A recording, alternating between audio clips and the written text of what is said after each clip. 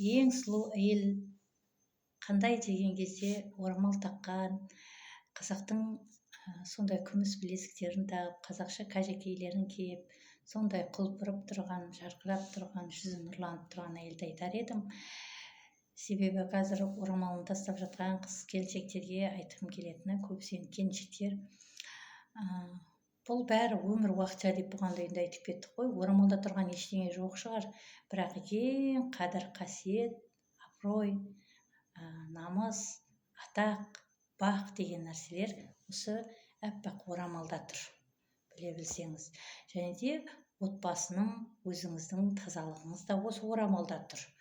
Одан кейін шынайы сүйіспеншілік, еркелік, сондай бір құпия сыр, жұмбақ адам, ол сізсіз, ол орамалда тұр.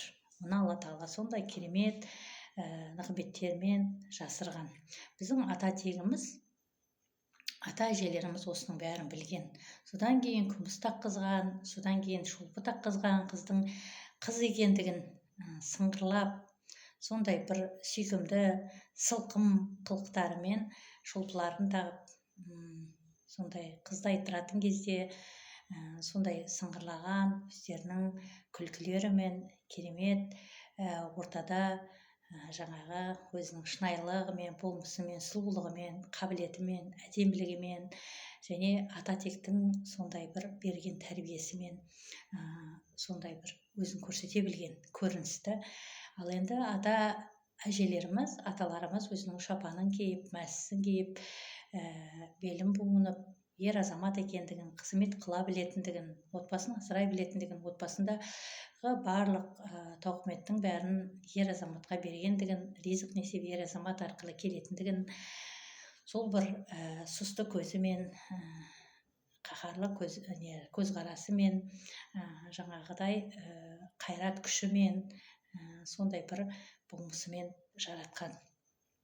Ал аналарымыз болса, осы бір ақ орамалдың қадірін біле бастап, үлкен жаңағы бір әлемге қарай өзі бір ұрпақ тәрбиелеп отырған, ол ұрпақтың саналы түрде ертеңгі күні халқына, қоғамға қызмет қылатын, өздері алдыңғы арба қайда жүреді, соңғы арба сонда жүреді деген ықпалмен сондай керемет тәлім тәрбие бере білген.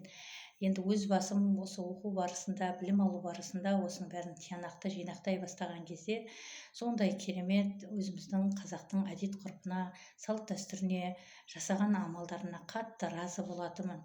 Бірақ ең кереметі, о Тәңірім деп сұраған баталары маған қатты ұнайды. Сізге не ұнайды, жаза отырыңыз.